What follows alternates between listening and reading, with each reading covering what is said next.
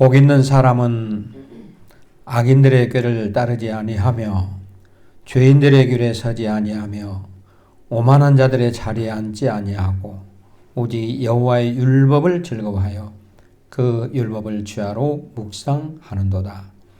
그는 시냇가에 심은 나무가 철을 따라 열매를 맺으며 그 잎사귀가 마르지 아니함 같으니 그가 하는 모든 일이 다 형통하리로다. 악인들은 그렇지 아니하며 오직 바람에 나는 겨와 같도다. 그러므로 악인들은 심판을 견디지 못하며 의인들의 모임에 들지 못하리로다. 무릇 의인들의 길은 여호와께서 인정하시나 악인들의 길은 망하리로다. 하나님 아버지, 은혜와 사랑을 감사드립니다. 지난 한 주간도 몹시나 힘들고 어려운 한 주간을 보냈습니다. 또 하나님께서 오늘 귀한 성회를 예배해 주시고 하나님의 사랑하는 자녀들 한 주간 보호해 주셨다가 오늘 귀한 성회를 주셔서 주의 손으로 발걸음을 인도해 주시니 감사합니다. 이 시간에 하나님의 사랑하는 자녀들이 주 앞에 나와 머리 숙였습니다. 성령께서 우리의 마음의 문을 열어주시고 오늘 아버지 앞에 드려지는 예배가 신령과 진정의 예배가 되게 하시며 오늘 예배를 통하여 힘을 얻고 오늘 예배를 통하여 하나님의 음성을 듣는 복된 시간이 될 수 있도록 인도하여 주옵소서. 성령의 충만한 은혜가 우리의 심령 속에 넘치게 하시고 오늘 드려지는 예배를 통하여 치유와 감동과 축복의 역사가 나타나게 도와 주시옵소서. 믿지만 발걸음들이 있다면 속히 발걸음을 주의 전으로 인도해 주시기를 원합니다. 예배 시작하는 첫 시간에 오니 마치는 시간까지 주의 성령께서 함께해 주셔서 예배가 하나님 앞에 온전히 드려지는 산 제사가 될 수 있도록 인도하여 주옵소서. 예수님의 이름으로 간절히 기도하옵나이다. 아멘. 함께 자리에 일어나셔서 좋으신 하나님 찬양 부르십니다.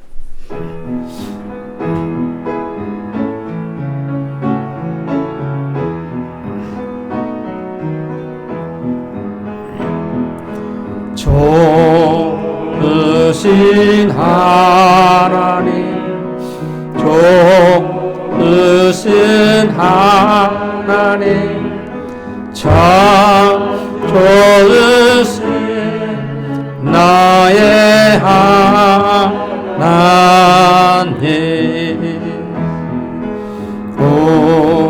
우리의 기도를 응답해 주시네. 참 좋으신 나의 하나님,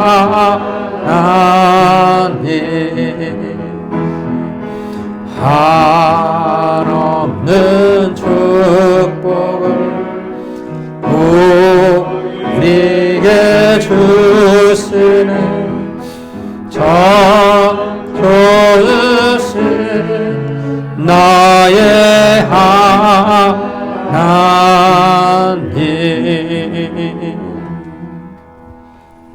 우리 교동문 45번을 기록하겠습니다.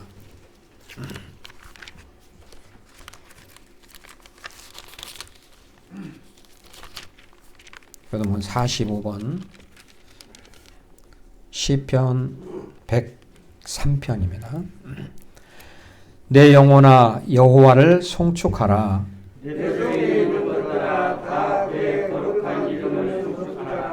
내 영혼아 여호와를 송축하며 그의 모든 은택을 잊지 말지어다.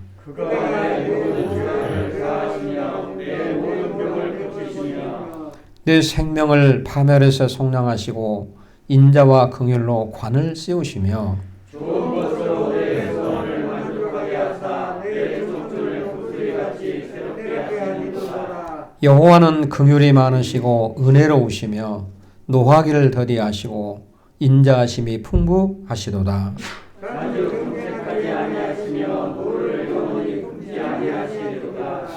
우리의 죄를 따라 우리를 처벌하지는 아니하시며 우리의 죄악을 따라 우리에게 그대로 갚지는 아니하셨으니 이는 하늘이 땅에서 그와 같이 그를 경외하는 자에게 그의 인자하심이 동이 서에서 먼 것 같이 우리의 죄과를 우리에게서 멀리 옮기셨으며 아버지가 자식을 긍휼히 여긴 같이 주 앞에서는 자기를 경외하는 자를 긍휼히 여기시나니 이는 그가 우리의 체질을 아시며 우리가 단지 먼지뿐임을 기억하심이로다.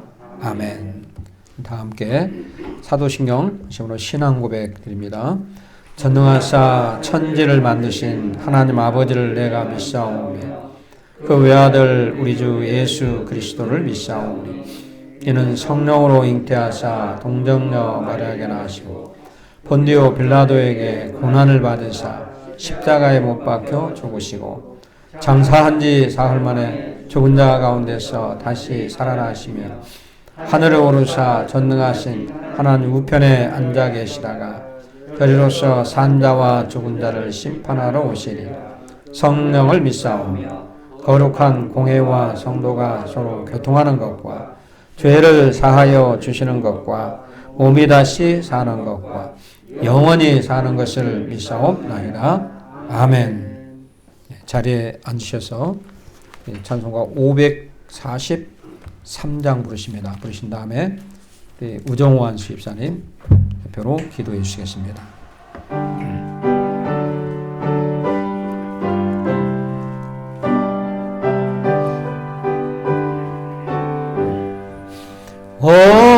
어려운 일 당할 때 나의 믿음 적응하 의지하는 내 주를 더욱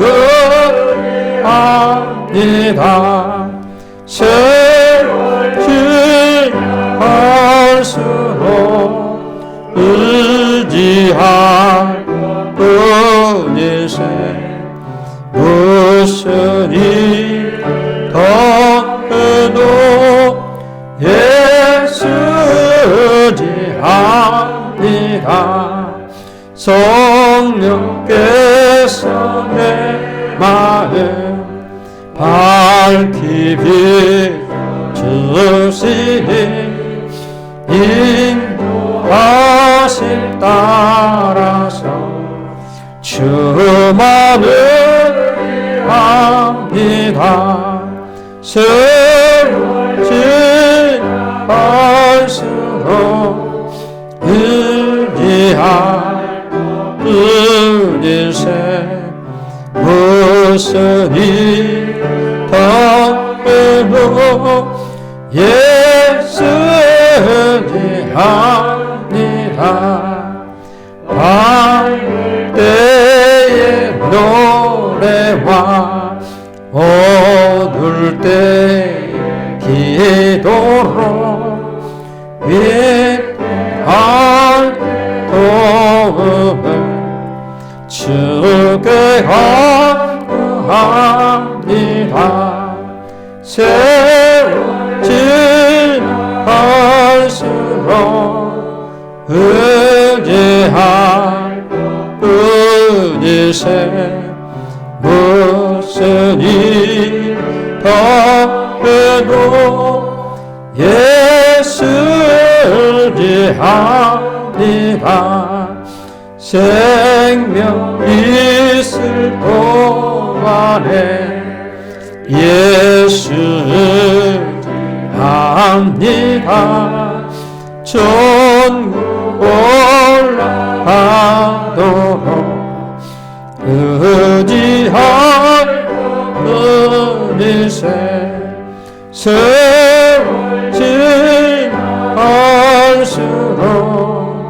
의지할 뿐일세 무슨 일 더해도 예수 의지합니다.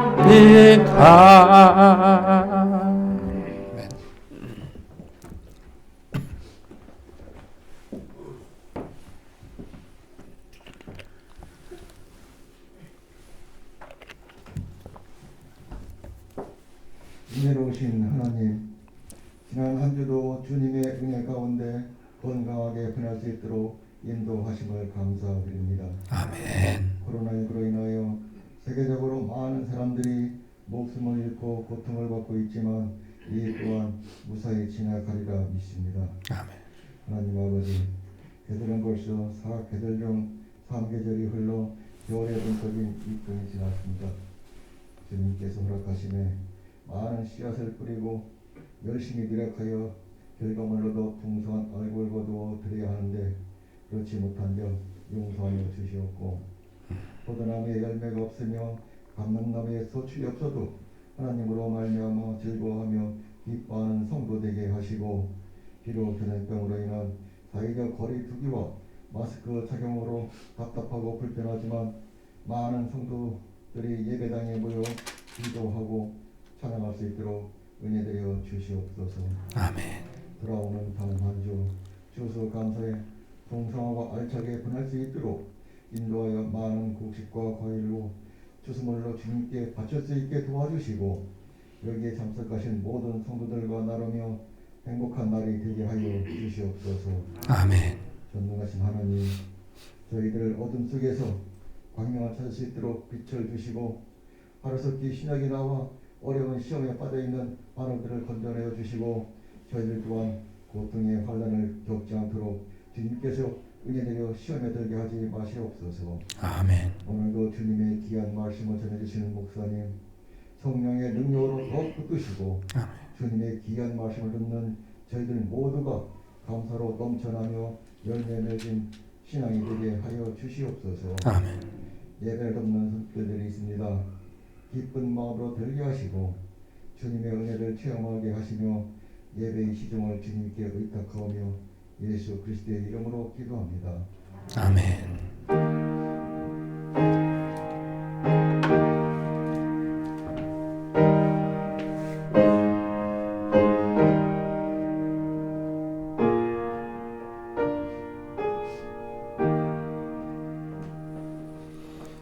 우리 하나님 말씀 보겠습니다. 하나님 말씀은 잠언서 11장 1절에서 4절까지를 보겠습니다. 저는 하나님께서 우리에게 주시는 영혼의 양식, 하나님 말씀은 구약성경 잠언 11장 1절에서 4절 말씀, 제가 봉독합니다. 제가 읽겠습니다. 속이는 저울은 여호와께서 미워하시나 공평한 추는 그가 기뻐하시느니라.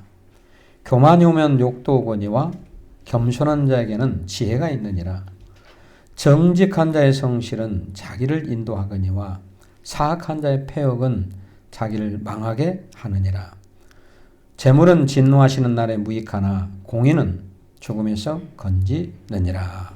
아멘. 네, 기도하겠습니다. 하나님 아버지 감사합니다. 이 시간에 영혼의 양식 하나님의 말씀을 듣고자 합니다. 오늘 머릿속에 있는 심령들의 영의 귀를 활짝 열어주시고 영의 심령을 활짝 열어 주시옵소서. 하나님을 말씀을 받을 수 있는 마음밭이 옥토밭이 되어서 이 말씀을 받을 때 하나님이 기뻐하는 아름다운 사람들로 인도해 주시기를 원합니다. 말씀을 전하고 듣는데 방해하는 어떤 악의 세력이 틈타지 못하게 하시고 성령의 충만한 은혜가 우리의 마음속에 임하게 하여 주옵소서.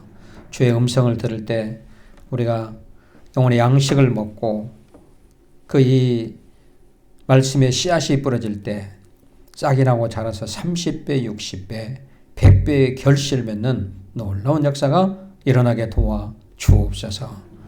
부정한 종의 입술을 주장하시고 하나님 말씀이 바르게 대언되어질 수 있도록 인도해 주시옵소서. 예수님의 이름으로 간절히 기도하옵나이다. 아멘. 네, 할렐루야. 아멘. 자, 옆사람과 인사하겠습니다. 하나님이 우리와 함께 하십니다. 다시 한번 하나님이 우리를 도와주십니다. 네. 아무리 힘들고 어려울지라도 하나님이 우리와 함께 하시고 또 우리 하나님의 백성들을 항상 도우시고 계신 줄로 믿으시기 바랍니다. 자, 오늘은 하나님이 기뻐하는 사람은 하고 퀘스천마크 어떤 사람인가 이런 제목입니다. 사람이 살아가면서 누군가에게 기쁨이 되고 나로 인하여 다른 사람에게 기쁨이 되고 또 내가 누군가를 보면서 기뻐하는 것은 참으로 중요하다고 합니다. 예를 들어서 이 부모가 어린 자녀를 기르면서 자녀를 보면 굉장히 기쁘잖아요. 내가 낳은 자식이고 또 자녀를 보면 참 순수하고 보기만 해도 기쁘고 사랑스럽습니다. 그래서 자녀에게 필요한 것은 내가 무엇이든지 해주고 싶은 마음이 부모의 마음이에요. 그렇죠? 앞으로 네가 필요한 거 내가 최고 무엇이든지 다 해주겠다. 자녀가 부모에게 기쁨이 되니까. 제가 이 손주 병준이 이 애나를 보면서 너무나도 예쁘고 귀엽고 사랑스러운 거예요. 그러니까 기쁨이 되는 거죠. 그래서 너무나 기쁨이 되고 사랑스러우니까 너 먹고 싶은 거 뭐 없느냐 꼭 제가 물어봐요. 그럼 사과를 좋아하는데 사과가 먹고 싶다고. 그래서 사과를 꼭 사다 줘야 돼요. 너 어디 가고 싶은 데 없느냐. 저기 우랑리에 가면은 일라고라는 그런 카페가 있는데 거기 일라고 가고 싶어. 일라고 가끔 이제 시간 만들어서 다녀오기도 합니다. 근데 뭐 이제 이 아이가 기쁘니까 뭔가 해주고 싶은 마음이 생겨요. 우리 사모님 집사람은 그동안 건강 때문에 많이 힘들었잖아요.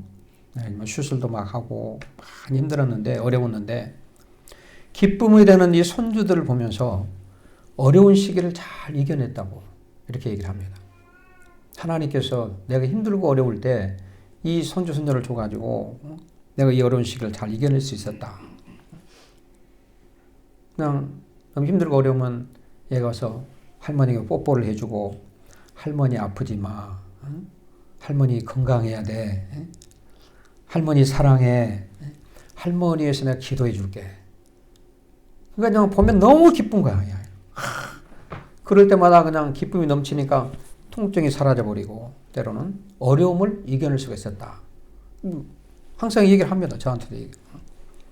자, 여러분 우리가 사람이 누군가를 보고 누군가를 대하면 기쁨이 넘치고 사랑스러운 사람이 있다면 정말 행복한 거죠.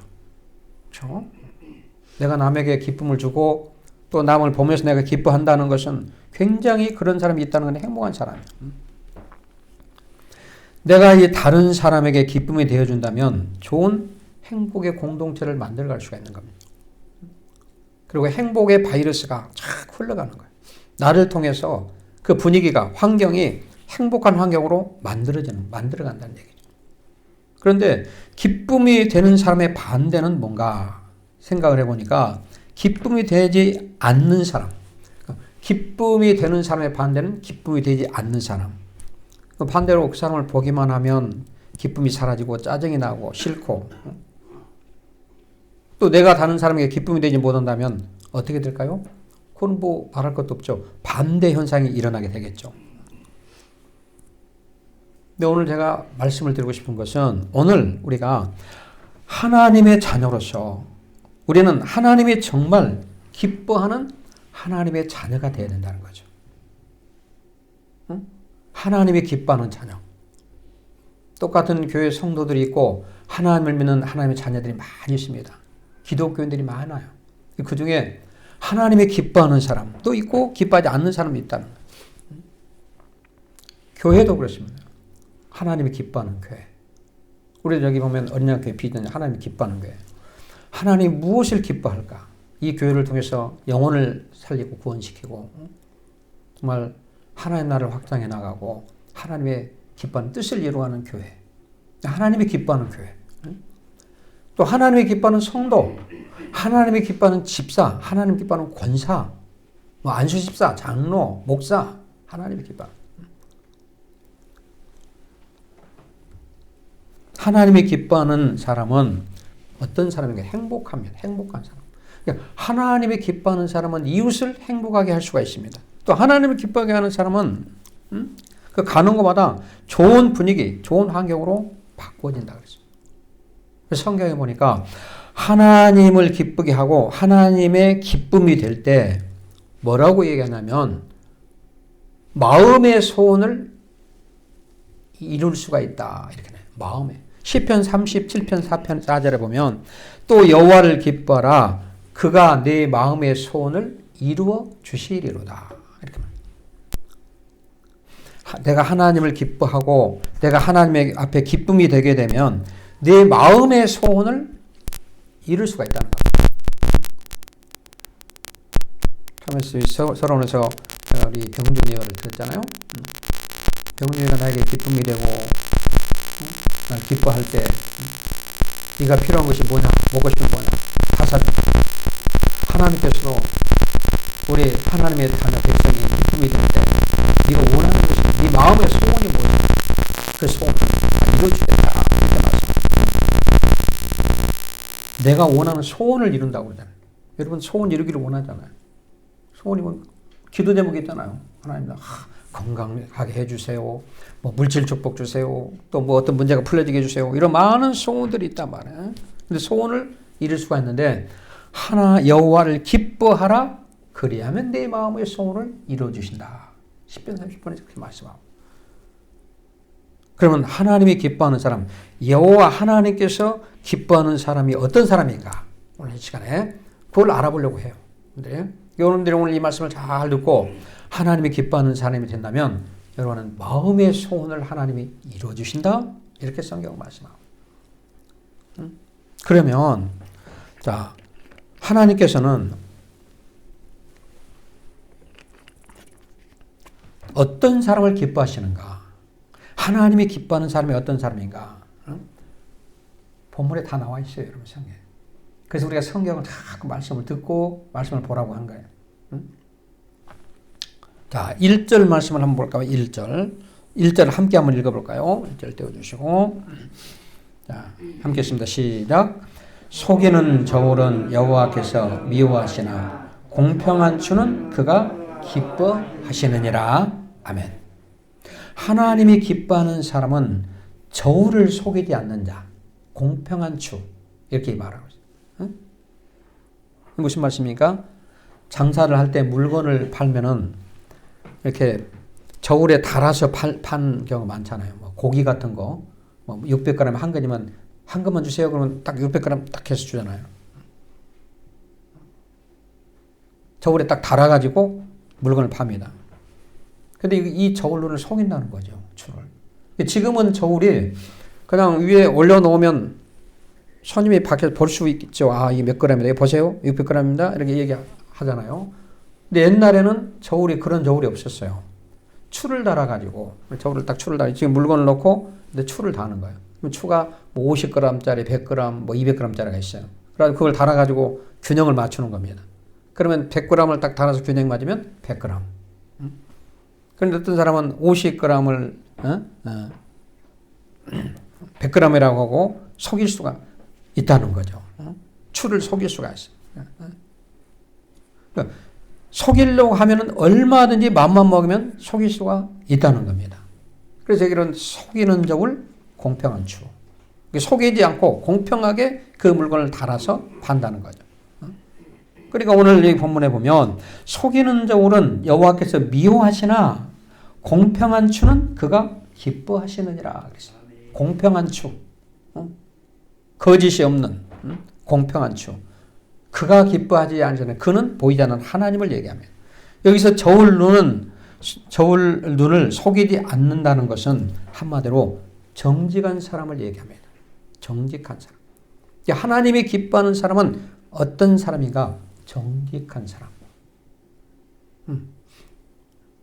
우리나라도 아마 법원이나 이렇게 법원 앞에 가면 그런 그림이 있는 것 같아요.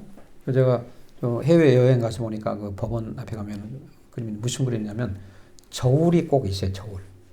그 앞에 추가 있고 저울이 있습니다. 그 그림을 그려요.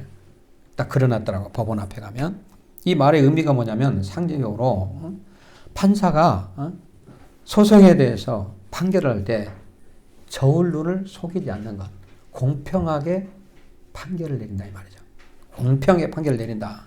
법에 따라서 공평하게 판결을 내린다. 이런 의미가 있는 겁니다. 하나님께서는 인류가 살아오는 동안에 언제나 어느 때나 불변하는 삶의 진리가 있는데 그걸 뭐냐면 정직하라 이렇게 말하고 있습니다. 정직한 삶을 살아라. 네가 할 수 있는 한 정직하게 해라. 무엇인지. 그러니까 하나님은 어느 시대나 어느 때나 정직함을 요구합니다. 욥기 1장 8절에 보면 여호와께서 사단에게 이르시되 내가 내 종 욥을 유하여 보았느냐 그와 같이 순전하고 정직하여 하나님을 경외하며 악에서 떠난 자가 세상에 없느니라 이렇게 말씀합니다. 하나님은 정직한 욥을 칭찬하십니다. 그래서 칭찬받는 욥은 갑절의 축복을 받게 되는 거죠. 바라고 원하는 소원을 이루게 되는 것이 바로 욥기서 말씀이에요. 그렇죠? 우리가 알 수 있잖아요. 사단이 와서 여호와여 욥이 지금 잘 나가고 있으니까 그렇지 만약에 안 나가고 힘들고 어려우면 저 사람도 술수를 쓸 거고 거짓말을 할 거고 잘못할 텐데 그랬더니 여호와께서 사단에게 말하기를 아니다. 절대 욥은 그럴 사람이야. 정직한 사람이야. 순수하고 순전하고 정직하여 하나님을 경외하며 악에서 떠난 자가 이 세상에 욥처럼 이런 사람이 없느냐 이렇게 얘기하고 있습니다. 정직. 그래서 욥을 축복한 거예요.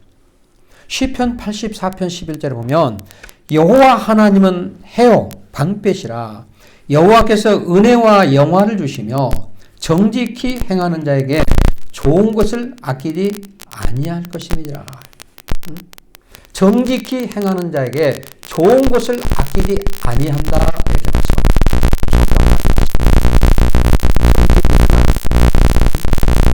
좋은 것을 아끼지 않고 주겠다 이렇게 말씀하고 있습니다.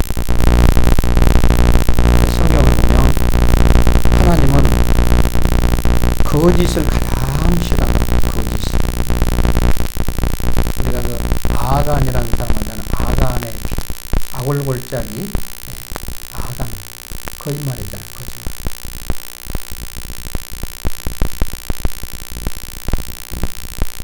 하나님은 세상에 살고 있는 사람들에게도 정직하게 살라고 요구를 하고 있고 또 성경을 보면 하나님은 거짓을 가장 싫어하는데 시편 5편 6절에 보면 하나님은 거짓말하는 자를 멸하시리라 이렇게 나와 있습니다. 거짓말하는 자를 멸하시리라. 하나님 말씀을 찾아보면 여러분들 금방 알 수 있어요. 시편 5편 6절. 여러분 정직이 무너지면 가정이 무너지고 나라가 무너지고 사회 공동체가 무너져 버립니다. 그렇죠? 거짓이 난무하게 되면 10계명 제9계명을 보게 되면 네 이웃에 대하여 거짓 증거하지 말라 그랬습니다. 거짓 증거. 거짓 증거, 거짓말로 없는 말 만들려고 막 중상모략했다가 완전히 그 공동체를 갖다가 흔들어버리고 불행한 공동체로 만들어버린 거예요. 나라도 그렇고 나라도 거짓말이 난무하면 심각한 문제가 오는 거예요. 자꾸 뉴스에 떠드는 거 보면 뭐가 거짓이고 참말인지 모르겠어요. 하나님 보시기에 그렇다는 거예요. 하나님 보시기에는 반드시 그대로 심판을 하신다는 거예요. 오늘날 이 시대는 거짓이 너무나 많습니다. 가는 곳마다 거짓 투성이. 저울 눈을 속여서 부당이득을 취하려고 하는 사람들이 많이 있다는 거죠. 지도자들, 정치하는 사람들, 많은 사람들. 이런 사람들에게 무슨 일을 안심하고 믿고 맡길 수 없는 겁니다. 어떻게 맡기십니까? 거짓하는 지도자에게 어떻게 나라를 맡길 수가 있고 거짓말하는 지도자에게 뭘 신뢰할 수 없는 사람에게 뭘 맡길 수가 있느냐. 사람이 부정하게 살면 당장 눈앞에 이익은 볼 수가 있습니다. 근데 결국은 손해를 보는 거예요.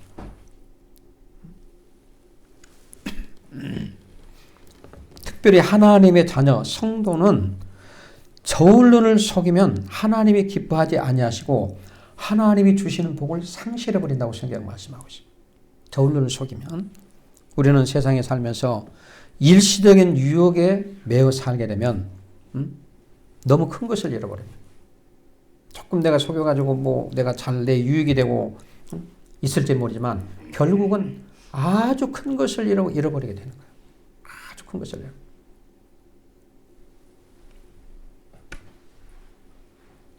하나님은 속이는 저울을 싫어하신다. 성경 말씀. 속이는 저울. 그러니까 하나님은 정직한 자를 기뻐하신다. 정직한 자의 마음의 소원을 이루어 주신다. 이렇게 말씀하고 있습니다. 이 잠언서 말씀이요. 속이는 저울은 여호와께서 미워하시나, 미워한다고 그랬잖아요. 공평한 추는 그가 기뻐하시느니라. 그래서 오늘 이 말씀을 여러분들이 잘 마음판에 새기고 하나님이 기뻐하는 사람이 어떤 사람인가를 잘 여러분들이 깨닫고 그런 지혜를 가지시기를 주님의 이름으로 축복합니다. 그 다음에 두 번째는 하나님이 기뻐하는 사람은 어떤 사람인가? 그러니까 자 2절 말씀에 나와 있습니다. 2절을 제가 읽습니다. 교만이 오면 욕도 오거니와 겸손한 자에게는 지혜가 있느니라. 이렇게 말씀합니다. 하나님이 기뻐하는 사람은 교만하지 않고 겸손한 자. 자, 한번 따라 해볼까요? 교만하지 않고 겸손한 자. 이는 겸손한 자에게 하반절에 보니까 지혜가 있다 이렇게 말씀하고 있잖아요. 사람이 자기 자신을 모르면 교만해지는데 여기서 이 성경이 말하는 겸손의 의미는 뭐냐면 자기를 아는 지혜를 얘기합니다. 나를 아는 것. 사람이 자기 자신을 모르면 교만해지는 거예요. 그래서 이런 말 많이 하죠. 주제 파악을 못한다고. 소크라테스가 말하기를 우리는 너무나 그 유명한 말을 했잖아요. 네 자신을 알라. 네 자신을 알라. 성경 로마서 12장 3절 말씀에 보면 마땅히 생각할 그 이상의 생각을 품지 말고 오직 하나님께서 각 사람에게 나눠주신 믿음의 분량대로 지혜롭게 생각하라. 이렇게 말해요. 지혜롭게. 믿음의 분량대로. 내 믿음의 그릇대로 하라는 거죠.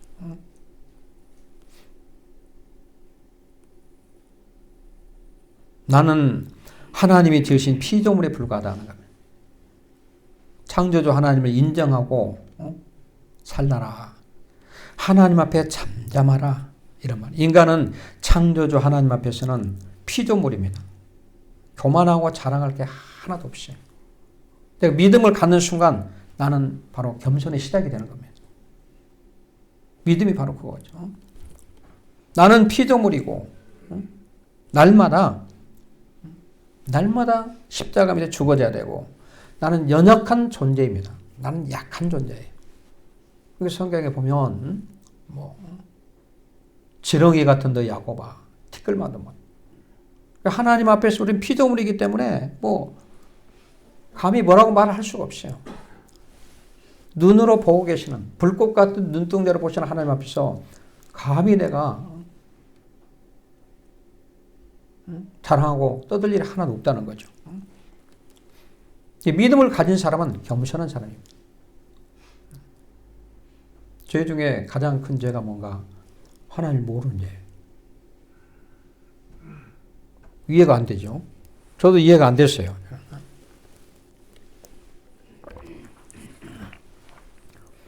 제가 굉장히 오랜 전에 10대 후반에 제주도 무전여행을 한 20일간 다녀온 적이 있어요. 제주도에. 친구 둘하고 3명이 있어. 집에다가는 도봉산에 캠핑 갔다 온다고 3일간 3박 4일 갔다 온다고 얘기를 하고 텐트를 짊어지고 서울의 신설동에 무슨 다방이 있어요. 동남다방이라는 다방에서 만난.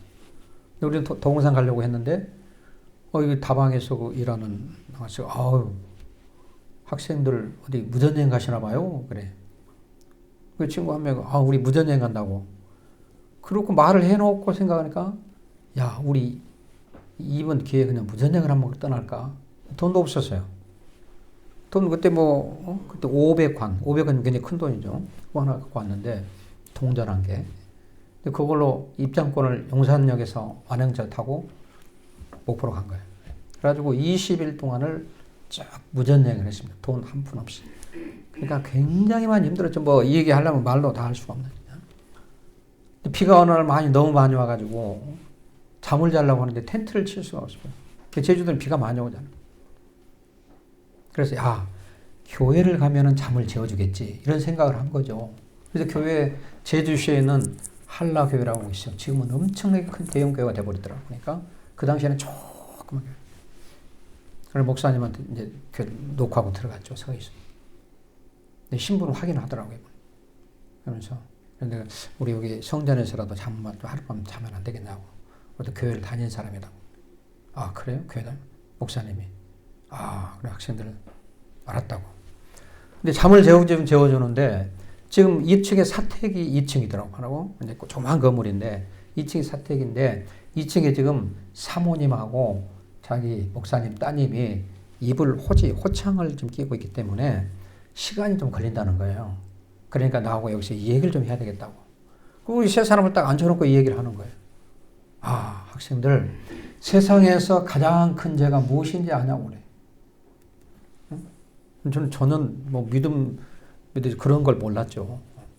그랬더니 이제 친구가 그 살인죄죠, 간음죄죠, 뭐 별거 다 나와요. 거짓말도 다 나와요. 그 죄도 크지만 가장 큰 죄는 하나님을 안 믿는 죄라고 그래요. 그래서 정신이 부쩍 들었어요. 하나님을 안 믿는 죄? 도대체 자꾸 의문이 가고 이걸 어떻게 해석해야 될지 모르겠어요. 하나님을 안 믿는 죄가 큰 죄다. 그걸 몰랐어요 그때.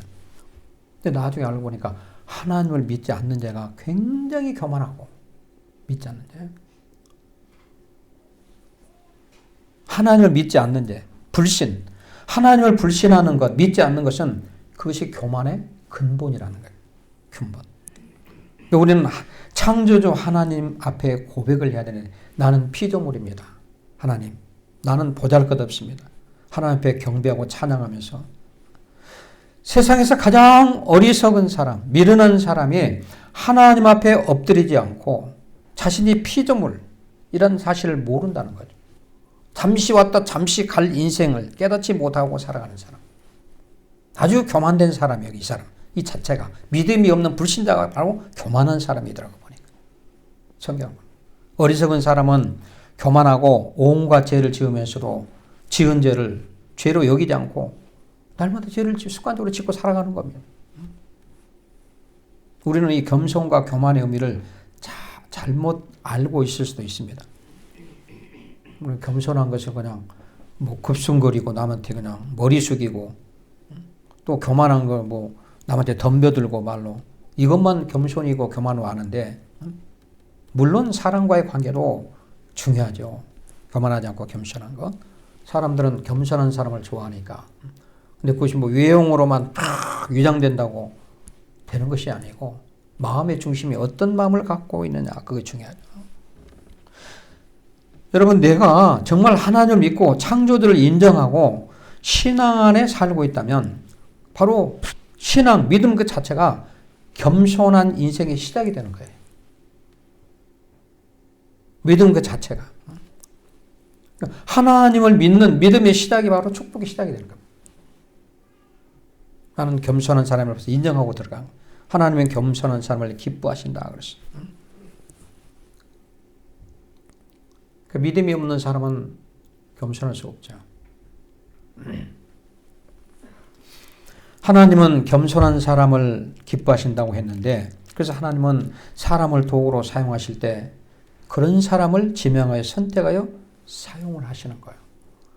그러니까 믿음이 있는 사람은 항상 교만하지 않고 겸손하게 됩니다. 그래서 믿음이 있는 사람을 하나님이 사용하여 그러니까 하나님의 기뻐하는 사람은 믿음이 있는 사람, 교만하지 않고 겸손한 사람. 사람에게도 겸손하고 하나님께 특별히 하나님 앞에서 철저히 내가 죽어줄 수 있는 사람. 하나님 나는 피조물입니다. 나는 보잘것없는 아무것도 아닌 피조물. 피조물은 뭡니까? 잠시 쉬었다 잠시 사라져버린 인생이에요. 이걸 깨달으면 내가 교만할 수가 없는 겁니다. 항상 고개 숙여지는 거죠. 자, 그 다음에 세 번째, 하나님이 기뻐하는 사람은 어떤 사람인가? 하나님이 기뻐하는 사람은 공의, 바로 의리가 있는 사람, 공의가 있는 사람. 따라해 볼까요? 하나님이 기뻐하는 사람은 공의, 의리가 있는 사람. 이런 사람. 공의와 의리. 우리는 하나님을 가리켜서 뭐라고 얘기하죠? 공의의 하나님이라고 말하잖아요. 공의의 하나님. 공의가 뭡니까? 그 의미는 뭐냐면 무슨 일을 하든지 마음대로 하지 않고 말씀대로, 그러니까 하나님의 법대로 하신다 그 말이에요. 그러니까 죄를 짓는 자는 법에 의해서 반드시 벌하시고 죄 없이 억울함을 당하는 자는 법으로 보호를 해준다 이 말이에요. 그러니까 잘잘못을 따져가지고 반드시 그대로 심판을 하신다는 겁니다. 조금 뭐 이쁘니까 봐주고 미우니까 안 봐주고 이런 얘기 아니고 법대로 하나님의 말씀 법대로 그대로 하신다는 거예요. 우리의 신앙생활이 왔다 갔다 흔들리지 않고 지도 있는 신앙, 어떤 환경에도 누가 뭐라고 해도 흔들리지 않습니다. 한마디로 하나님 앞에서 의리를 지키는 사람, 공의로운 사람, 하나님이 믿을 수 있는 사람은 의리가 있고 신용이 있는 사람, 하나님 말씀에 따라 살아가는 사람. 사람이 살아가면서 신용이 있고 의리가 있는 사람을 인정을 하게 되죠. 신용이 없으면 우리가 그 사람은 은행에 가도 신용 무슨 대출을 받으려고 해도 대출받게 하면 힘들 거요. 장사하는 사람이 물건을 팔 때 그 물건을 자꾸 속여서 판다면 신용이 없는 거죠. 그 장사는 할 수가 없습니다. 바로 도산할 수밖에 없는 거죠. 또 어떤 단체를 이끄는 지도자가 거기 공동체 안의 회원들에게 어떤 신뢰가 없으면 믿음이 가지 않으면 지도자가 될 수 없는 거죠. 그렇죠? 그대로 심판을 하니까. 사람들은 바로 정의로운 사람, 의리가 있는 사람을 기뻐하고 그 사람을 밀어주는 거죠. 뭐 대통령 선거하는 것도 마찬가지죠. 사람들은 내가 생각했을 때 이렇구나 할 때는 그대로 표가 그대로 가게 되는 거죠. 그래서 여러분, 우리가 하나님이 기뻐하는 사람은 신앙의 고백대로 하나님을 향한 의리의 삶을 사는 사람을 하나님이 기뻐하십니다. 신앙 고백. 우리가 사도신경으로 신앙 고백 드리겠습니다. 신앙 고백하잖아요. 신앙의 고백대로, 신앙을 내가 고백한 대로 하나님을 향해서 그대로 고백한 대로 의리 있는 삶을 살아가는 사람. 하나님을 배반하지 않고, 하나님을 떠나지 않고, 하나님 앞에 변함없이 내 믿음을 가지고 살아가는 사람.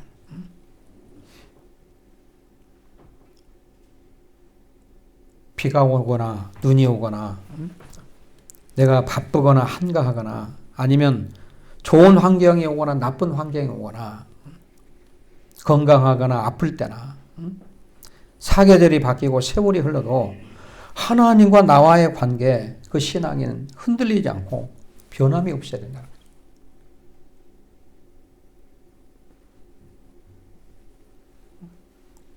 그 의리가 처음과 끝이 동일해야 된다는 거죠. 그래서 우리가 하나님은 어떤 분인가? 하나는 변함이 없는 하나님, 알파요 오메가라는 얘기가 바로 그 처음이요 마지막. 그러니까 처음부터 하나님 마지막까지 변함없이 우리를 향하여 하나님의 언약의 약속대로 우리를 축복해 주시는 그분이 하나님이십니다. 변질되지 않아요. 우리가 잘못하면 잘못한 대로 우리에게 고난을 주시고 재판을 주시고, 잘하면 잘한 대로 복을 주시고, 많이 심으면 많이 거두게 되고 적게 심으면 적게 거두게 만드는 것이 하나님의 법칙이에요. 그대로 그런 것 같아요. 사람도 우리가 사람 간의 의리를 잘 지켜야 되죠. 어느 날 한순간에 그냥 마음에 안 든다고 확 돌아서 버리고 붓고 붙여버리고 이런 문제가 있을 때는 그 사람과 사귈 수가 없는 겁니다. 성도 간에도 마찬가지로 사람과 사는. 근데 우리 사별을 하면 되는 거예요. 사별은 재물은 진노하는 날에 그이 가라. 공의는 죽음에 피에서 건지느니라. 우리는 신앙생활을 하면서 우리가 어떤 신앙생활을 해야 되는가? 하나님이 기뻐하는 신앙생활, 하나님을 기쁘게 해드리는 신앙생활, 하나님 앞에 기쁨이 되어야 됩니다. 병준이가 할아버지 할머니에게 기쁨이 되는 것처럼 내가 그러니까 사도행전에 보면은 그런 인물들이 많이 나오잖아요.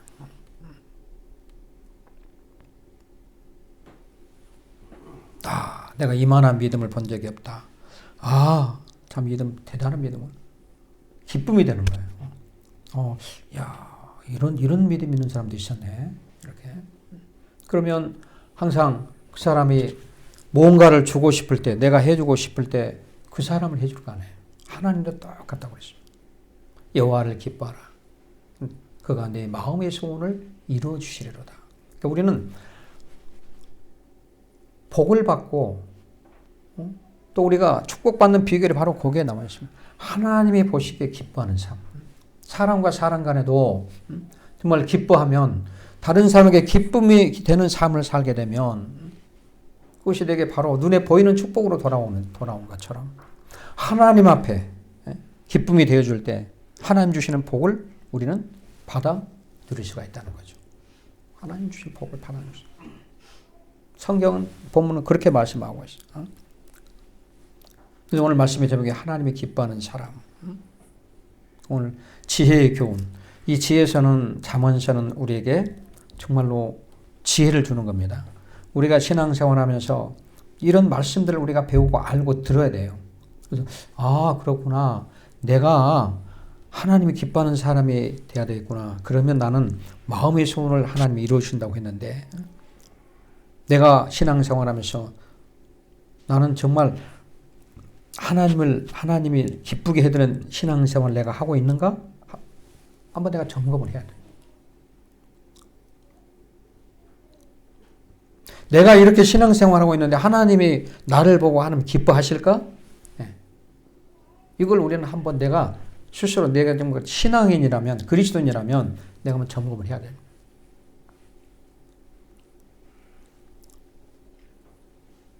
허물이 많고 잘못 가고 있으면 바로 바른 길로 내가 그 점검을 할 때, 내가 그 하나님 말씀 묵상을 할 때 바로 원위치로 돌아올 수가 있는 겁니다. 그래서 내가 이렇게 하면 안 되겠다. 이렇게 해야 되겠다. 이런 시작을 해. 그러면서 축복이 바로 시작이 거기서 오게 되는 거죠. 오늘 지혜의 교훈, 우리가 하나님이 기뻐하는 사람은 어떤 사람을 하나님이 기뻐하시는가 보니까 오늘 본문 말씀에서 그렇게 하고 있다는 거죠. 본문 말씀에서 성경에서 하나님이 기뻐하는 사람은 저울눈을 속이지 않는 자. 저울눈을 속이지 않는다는 얘기는 정직한 자를 얘기합니다. 정직한 자. 내가 정직하게 하려고 살려고 발버둥 치고 바르게 하려고 노력을 해야 됩니다.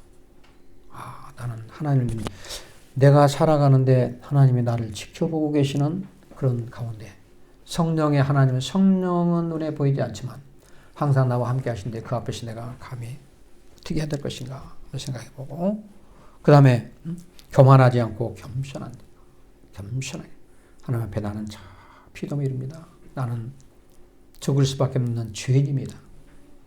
나는 날마다 죽노라. 사도 바울이 고백하잖아요. 날마다 죽노라. 3절 말씀에 나오잖아.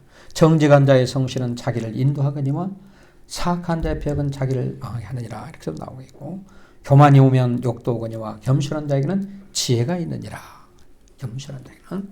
그래서 우리가 교만하지 않고 겸손한 자 그리고 세 번째는 공의 바로 의리가 있는 사람 의리 있는 사람 하나님과의 사람과의 관계도 우리를 잘 지켜야 되겠지만 중요한 것은 하나님과 나와의 관계 하나님 앞에 좀 내가 싫다고 좀 안 된다고 어렵다고 하나님을 멀리하고 그런 어떤 왔다 갔다 좌우로 흔들리는 그것이 아니고 변함없이 비가 오나 눈이 오나 바쁘거나 한가하거나 아프거나 병들거나 아니면 건강하거나 어떤 상황 속에서도 하나님을 믿는 하나님과의 그런 그런 믿는 믿음, 나와의 관계, 신앙은 흔들지 않고 변함이 없어야 된다.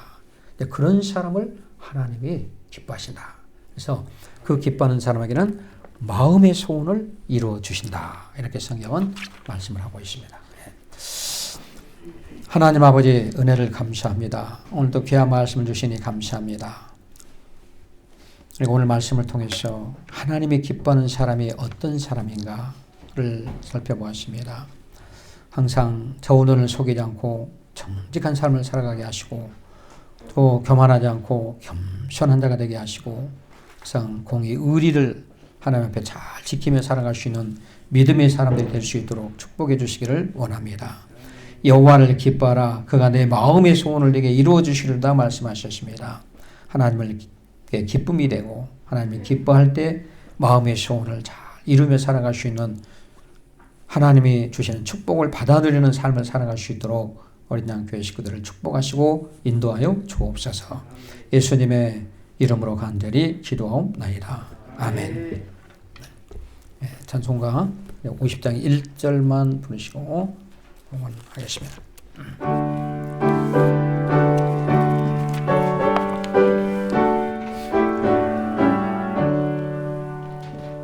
내게 있는 모든 것을 아낌없이 인해 사랑하고 의지하며 주만 따라 살리라.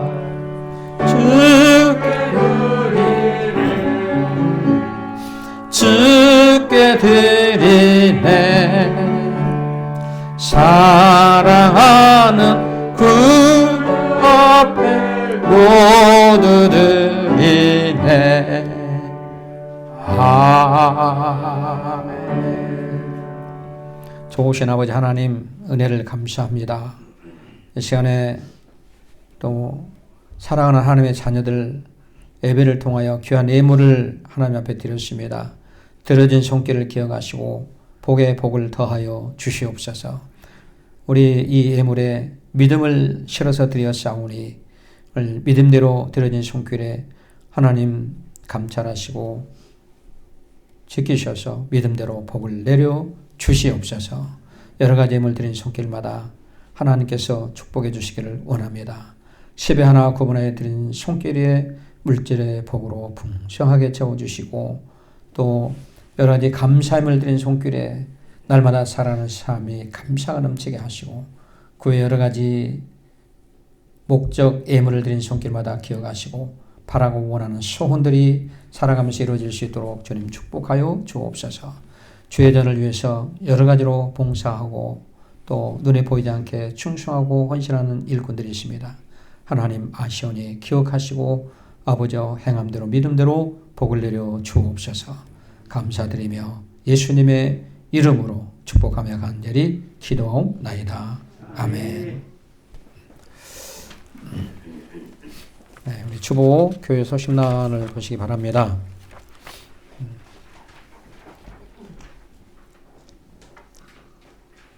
네, 오늘도 주일 오전 11시 예배만 본당에서 드리고요. 한 주간 새벽 기도회, 새벽 예배, 수요 예배는 대면 예배로 계속 드리고 있습니다. 그래서 기도하실 분들은 꼭 나오셔서 기도하시기 바랍니다. 힘들수록 어려운 환경이 올수록 많이 기도해야 됩니다. 그다음에 11월 15일 다음 주일 예배는 추수 감사 예배로 드립니다. 그래서 다음 주에는 학습식과 유아 세례식이 있습니다. 그리고 추수 감사 예배로 다음 주에는 드리게 됩니다. 사회적 거리두기 1단계로 대면 예배를 드립니다. 식사 1단계는 새로 만들어진 1단계 식사, 소모임, 소그룹 모임 계속 금지가 됩니다. 그리고 좌석에 앉을 때는 스티커 붙여진 곳에 꼭 앉으시기 바라고요. 건강관리를 위해서 예방수칙을 반드시 지켜야 됩니다. 그래서 마스크 착용, 이거는 이제 착용 안 하면 또 벌금까지 물게 되죠. 마스크 착용 반드시 하고 다녀야 되고, 입구에서 열체를 하시고, 손 소독제를 사용하시고, 기침이 나올 때는 손을 입고 가리고 하시고, 예배 거리 유지, 스피커 있는 곳에 앉으시면 되고, 인사는 눈인사로 하시면 되고, 예배 끝나면은 곧장 귀가를 합니다. 귀가 후에는 밖에 외출해서 집에 들어오면 반드시 손 씻기를 해야 돼요. 손 씻기 깨끗하게 30초 이상 하라고 그러죠. 이걸 해야 될 것 같더라고요. 그러니까 하시고요. 건강 조심하시고 믿음으로 어려운 시기를 잘 이겨내시기 바랍니다.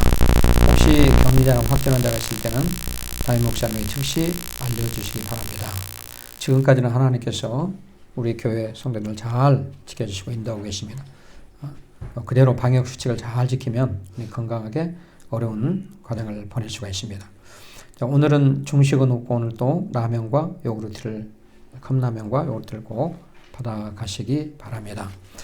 자, 우리 다 함께 자리에 일어나셔서 아버지 사랑합니다.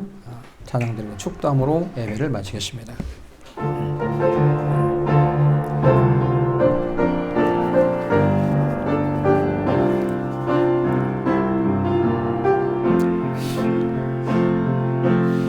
아버지 사랑합니다. 아버지 경배합니다. 아버지 채워주소서 당신의 사랑으로. 예수님 사랑합니다. 예수님 경배합니다. 예수님 채워주소서 당신의 사랑으로. 성령님 사랑합니다. 성령님 경배합니다. 성령님 채워주소서 당신의 사랑으로. 지금은 우리를 죄와 사망에서 구원해 주신 우리 주 예수 그리스도의 은혜와 하나님 아버지의 무한하신 사랑과 성령님의 내주 감동 감화 역사 충만하심이 오늘 주일 낮 예배를 드리고 돌아가는 하나님 자녀들 머리머리 위에, 저들의 가정 위에, 자녀 위에, 직장 위에, 사업장 위에, 건강 위에 모든 행사 가운데 지금부터 영원토록 함께 계실지어다. 아멘.